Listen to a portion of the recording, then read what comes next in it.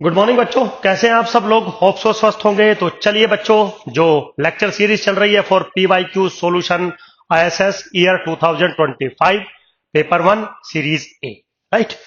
तो without wasting the time, because time is very precious, start करते हैं। Question number 51 और 52 आज मैं दो क्वेश्चन करूंगा क्योंकि थोड़े लेंदी है, तो ठीक है, क्योंकि वीडियो 10 12 15 मिनट से ज्यादा का नहीं होना चाहिए। क्या कह रहा है कि let x1 x2 xn be a random sample from a uniform population 0 1 या uniform distribution 0 1. The asymptotic distribution of empirical CDF distribution function fnx बताइए। मतलब आपको empirical distribution function निकालना है जो कि fnx होता है और आपको उसका asymptotic behavior बताना है। समझ गए? asymptotic behavior मतलब जो एम्पायरिकल सीडीएफ बनेगा fnx, वो एक रैंडम वेरिएबल बनेगा। उस रैंडम वेरिएबल का आपको लिमिटिंग बिहेवियर बताना है। तो ऑब्वियसली बात है, जैसे ही एसिम्प्टोटिक लिखा आपके दिमाग में सीएलटी आ गई होगी और अब बस आप कहना चाहते होंगे कि जो fnx बनेगा विच इज एम्पायरिकल सीडीएफ, ये एक रैंडम वेरिएबल बनेगा, ये नॉर्मल को फॉलो करेगा as n tends to infinity with the corresponding mean और विद द कोरस्पॉन्डिंग वेरिएंस। तो इसका मीन और वेरिएंस आपको बताना पड़ेगा, लेकिन सबसे पहले इस रैंडम वेरिएबल को आपको डिफाइन करना पड़ेगा।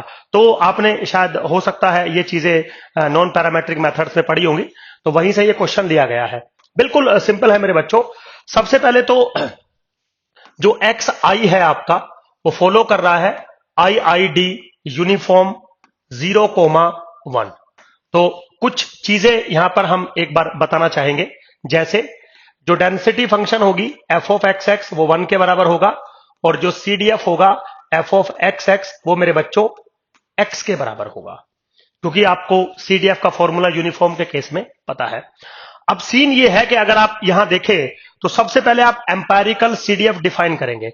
The definition of empirical CDF fnx, जिसको आप कभी कभी ऐसे भी लिखते हो f ऑफ xnx, ठीक है। दीज आर सम नोटेशन, मैं अलग अलग नोटेशन इसलिए भी यूज कर लेता हूं, हो सकता है आपने कोई और बुक फॉलो कर रखी है, तो डजंट मैटर।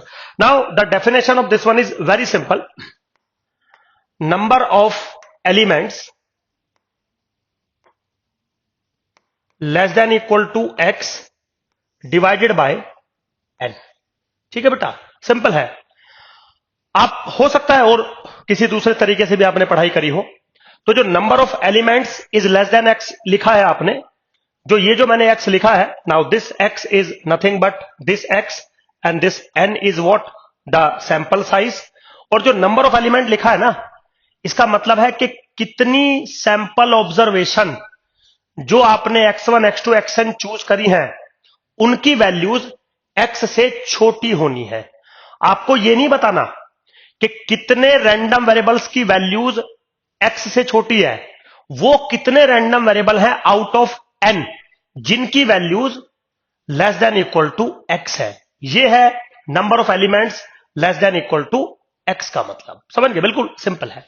अब इसको मैथमेटिकली आइडेंटिफाई कैसे करेंगे वो एक बार देख लीजिए। Now we can say that fnx जो यहां पर मेरा बनेगा, now this is equal to, अगर मैं न्यूमरेटर को सोल्व करूं, चलो पहले मैंने डिनोमिनेटर लिख दिया 1/n। जो न्यूमरेटर है number of elements is less than equal to x, इसको हम कुछ इस तरीके से रिप्रेजेंट करते हैं, summation i goes from 1 to n i x i is less than equal to x। This is just a notation, और बिल्कुल ये अच्छी नोटेशन है। आप कुछ और नोटेशन भी देख सकते हो, मैं आपको समझाता हूं बड़े प्यार से। मतलब मुझे समझाने में समय लगेगा, वैसे क्वेश्चन मैक्सिमम 1 मिनट का है। तो जो नीचे वाला n है वो हमने बाहर ले लिया। ये क्या कह रहा है, number of element is less than equal to n। तो मैंने अब टोटल सैंपल साइज है n का, अब मुझे तो पता नहीं है जो n यूनिट्स का मैंने सैंपल लिया है उनमें से कितने रैंडम सैंपल्स की जो वैल्यूज है, रैंडम वेरिएबल्स की जो वैल्यूज है वो less than equal to x होने वाली है, मुझे नहीं पता है। तो मैंने इसको ऐसे लिख दिया, summation i goes from 1 to n i x i is less than equal to x। This is just a notation. Now this i xi is less than equal to x is a indicator function. अब मैं indicator function कैसे define करूंगा, या तो इसकी value 1 होगी, i की value corresponding to xi, या फिर इसकी वैल्यू 0 होगी। कैसे डिसाइड करेंगे? अगर कोरस्पॉन्डिंग एक्स आई एक्स से लेस देन इक्वल टू होगा तो इसकी वैल्यू 1, और कोरस्पॉन्डिंग एक्स आई अगर एक्स से बड़ा होगा तो इसकी वैल्यू 0। तो क्या होगा? कुछ की वैल्यू स्मॉल एक्स आई से लेस देन इक्वल टू होगी और कुछ की वैल्यू स्मॉल एक्स आई से ज्यादा होगी। तो जितनों की वैल्यू एक्स आई से लेस देन इक्वल टू होगी उन सबका सम कर दूंगा तो ये नंबर ऑफ एलिमेंट मुझे मिल जाएगा। ये बिल्कुल सिंपल है। तो अब मैं इस इंडिकेटर फंक्शन को अगर डिफाइन करूं, I X I is less than equal to x. Now I defined this as indicator function. It will take value 1 कब? If the xi is less than equal to x and 0 if xi is greater than x. समझ गए बेटा?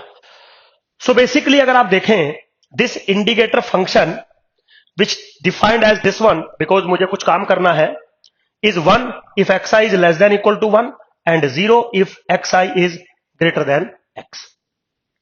So basically this is a Bernoulli random variable. अब problem क्या है कि जो i random variable है, i उसकी वैल्यू 1 और 0 मिल गई, लेकिन 1 के कोरस्पॉन्डिंग क्या प्रोबेबिलिटी बनेगी और 0 के कोरस्पॉन्डिंग क्या प्रोबेबिलिटी बनेगी? कैसे मुझे पता लगेगा? समझाता हूं। i की वैल्यू 1 होगी अगर xi less than equal to x है तो, और xi less than equal to x मुझे यहां से मिलेगा। अगर आप टेक्निकली यहां से देखें, अगर मैं आपसे पूछूं xi अगर यूनिफॉर्म को फॉलो कर रहा है तो मेरे बच्चों probability that xi is less than equal to x is nothing but x, क्योंकि ये CDF ही तो लिखा है। इसका मतलब जो इसका प्रोबेबिलिटी बिहेवियर है वो स्मॉल x हो गया, तो ऑब्वियसली बात है इसका प्रोबेबिलिटी बिहेवियर क्या हो जाएगा? 1 माइनस स्मॉल x।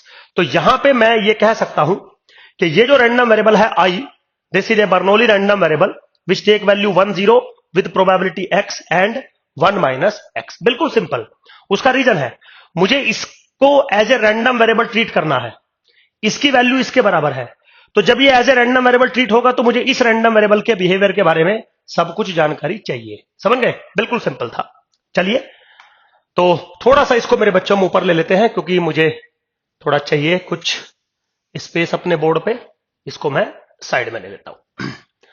नाउ जो आई रैंडम वेरिएबल मैंने डिफाइन किया, आई है ना, या आई लिख दो या आप ऐसे लिख दीजिए I X I is less than equal to X. ये कैसा रैंडम वेरिएबल है? जो वैल्यू ले रहा है 1 और 0। तो जो प्रोबेबिलिटी ऑफ आई है या प्रोबेबिलिटी ऑफ आई है वो किसके बराबर है? x और 1 माइनस एक्स के बराबर है।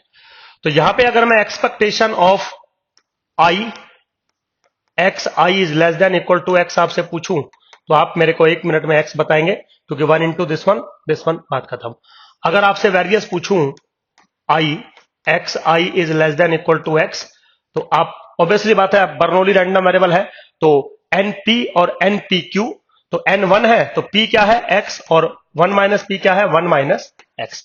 ये दोनों चीजें मैंने कैलकुलेट करके रख ली क्योंकि मुझे नीड है। अब आप अगर एक सेकंड के लिए देखें, जो मेरा एफ एन एक्स है वो किसके बराबर है? 1 upon N summation I goes from 1 to N और आई रैंडम वेरिएबल। लेकिन जो आई रैंडम वेरिएबल मेरा है, आई रैंडम वेरिएबल है, this is my indicator function जो कि बर्नौली है, जिसका मीन और वेरियंस मुझे पता है। आप जैसे मर्जी लिखिए, आप चाहो तो ऐसे भी लिख सकते हैं X I is less than equal to X, मुझे कोई प्रॉब्लम नहीं है। तो जिस दिन आपसे मेरे बच्चों एक्सपेक्टेशन पूछूंगा एफ एन एक्स की, तो आप मुझे क्या बोलेंगे? Sudhir sir 1 upon N summation I goes from 1 to N expectation of I, है ना। चाहे तो आप X I less than equal to X लिख दें, और ये अभी आपने मुझे बताया है एक्स है, so this is what 1 upon N into summation I goes from 1 to N X. Now this is X. बिल्कुल सिंपल है, कैलकुलेट करने की जरूरत भी नहीं थी आपको, बट फिर भी मैंने कर दिया।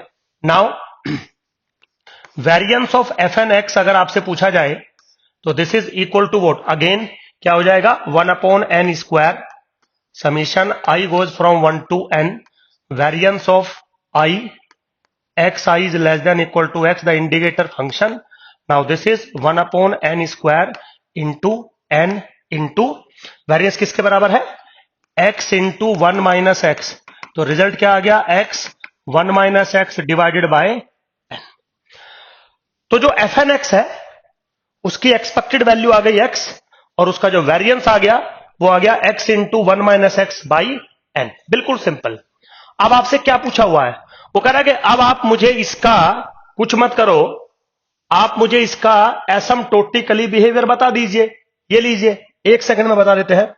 बाय द CLT जो भी रैंडम वेरिएबल होगा fn x, ये फॉलो करेगा approximately normal with the corresponding mean जो कि x के बराबर है, और विद द कोरस्पॉन्डिंग वेरिएंस जो कि x into 1 minus x by n के बराबर है। अब ऑप्शन देख लीजिए, normal with mean x and variance this, yes. Normal with mean 0, ये खत्म। इसका मतलब सीधा सीधा, टाइम वेस्ट ना करो, C option is A correct option. बिल्कुल, बहुत अच्छा सवाल है। ऐसा सवाल रिपीट होता है बार बार, जो एम्पायरिकल सीडीएफ है। जब मैं आपको क्लास में पढ़ाता हूं, अपने बैच में पढ़ाता हूं, तो मैं एम्पायरिकल सीडीएफ के बारे में बहुत सारी चीजें आपको समझाता हूं। ये तो जस्ट एक फॉर्मुलेशन है। फॉर्मुलेशन तो पता ही होनी चाहिए बेटा, क्योंकि एग्जाम निकलता है फॉर्मुलेशन से। लेकिन इसके पीछे की बैकग्राउंड क्या है वो भी आपको अच्छे से समझ में आनी चाहिए, वो भी आपको अच्छे से पता होना चाहिए कि हम करना क्या चाहते हैं और हम कर क्या रहे हैं। बिल्कुल सिंपल था, कोई ऐसा टिपिकल टास्क नहीं है। चलिए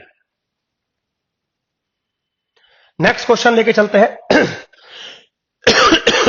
क्या है, a 2 dimensional non negative continuous random variable X Y has the probability density function, joint density function look like this. चलिए कोई बात नहीं है। Let T square is equal to X square plus Y square, एक transformation दे दी। X square plus Y square obviously 0 और infinity के बीच में होगा। आपको डेंसिटी फंक्शन बताना है टी का, ठीक है। तो देखिए मेरे बच्चों, अगर आप इसको डायरेक्ट एक्स स्क्वायर और एक्स वाई का अगर आपको डेंसिटी फंक्शन दे रखा है, आप इसको ट्रांसफॉर्म करेंगे टी स्क्वायर में या टी के अंदर। अब डेंसिटी टी की पूछिए, डजंट मैटर, तो आपको इसको 2 डायमेंशनल ट्रांसफॉर्मेशन का रूल एप्लीकेबल करना पड़ेगा।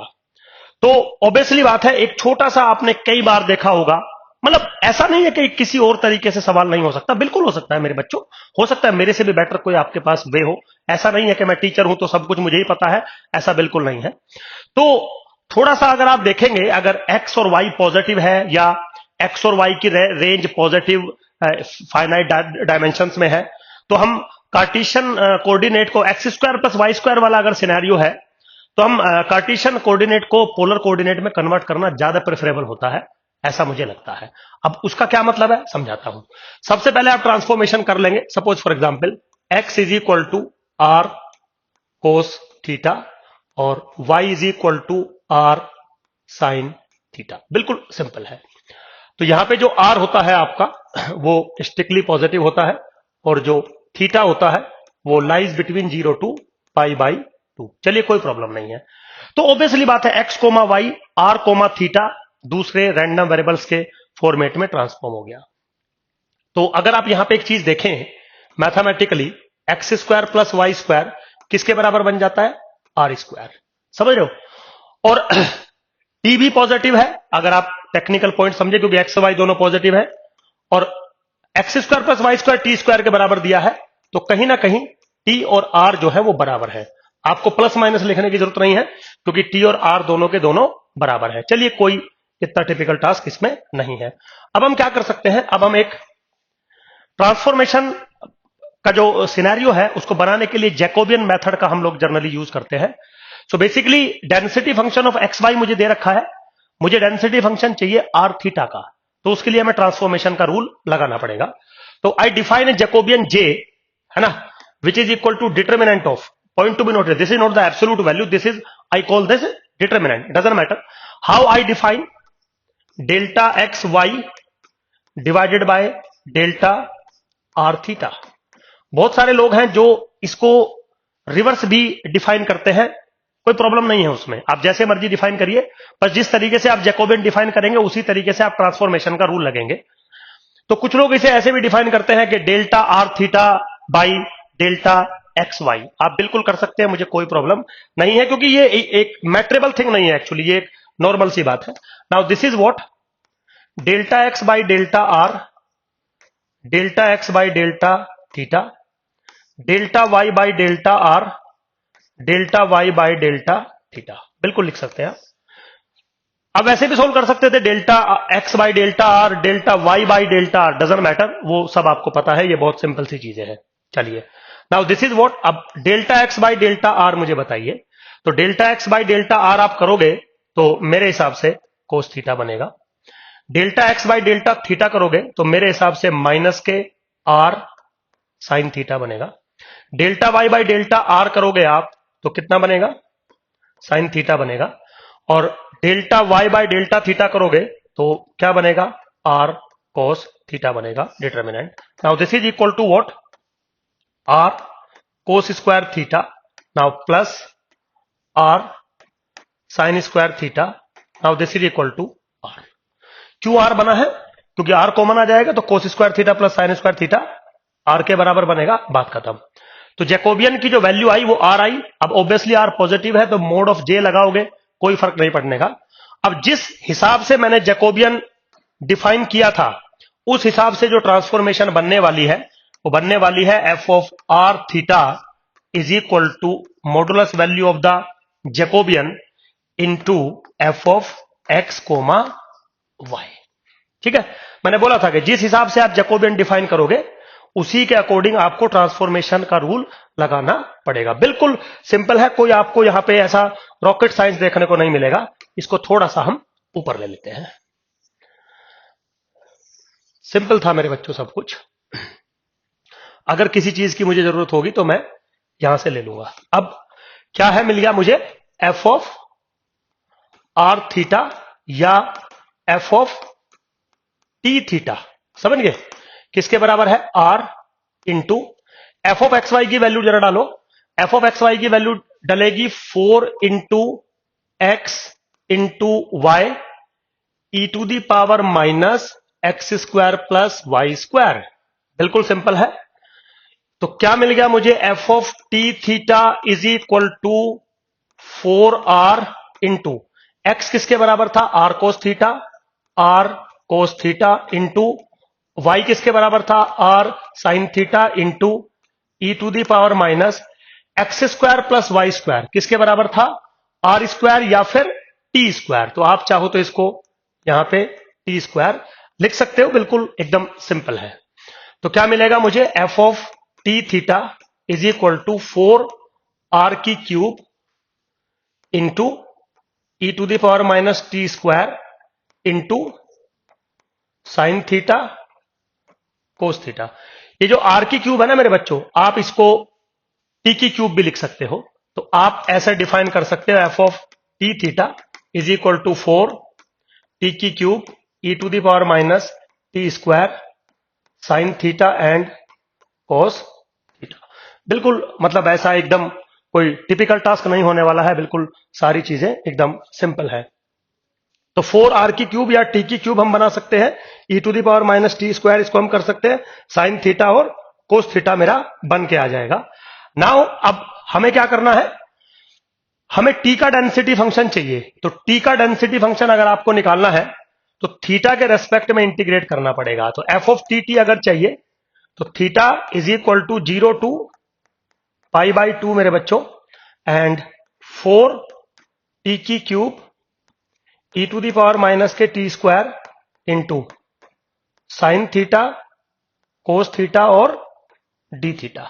ठीक है, अब आप इसमें से बाहर ले लीजिए, 4 कॉमन आ गया, टी की क्यूब कॉमन आ गया और ई टू दी पावर माइनस, और ये कैपिटल टी ना लिख के स्मॉल लिख दीजिए। 4 बाहर आ रहा है मेरे पास बच्चों, टी की क्यूब मेरे पास आ रहा है into E to the power minus T square मेरे पास आ रहा है। Integration theta goes from 0 to pi by 2 sine theta into cos theta D theta. Right, इसकी वैल्यू बनती है 1/2। 1 सेकंड में आप बना सकते हो। तो 1/2 अगर इसकी वैल्यू बनेगी तो 2 टी की cube E to the power minus T square, ये आपका रिक्वायर्ड डेंसिटी फंक्शन बनेगा किसका, टी का। तो I think option number A, समझ रहे हो, I think option number A is correct option. तो होप सो बच्चों समझ में आया होगा आपको कैसे काम करते हैं, क्या होता है, कैसे बनाते हैं। बिल्कुल सिंपल होती हैं चीजें, ज्यादा कोई टिपिकल टास्क नहीं है, लेकिन समझाने में समय लगता है। ओके, होप सो समझ में आया होगा। Thank you very much.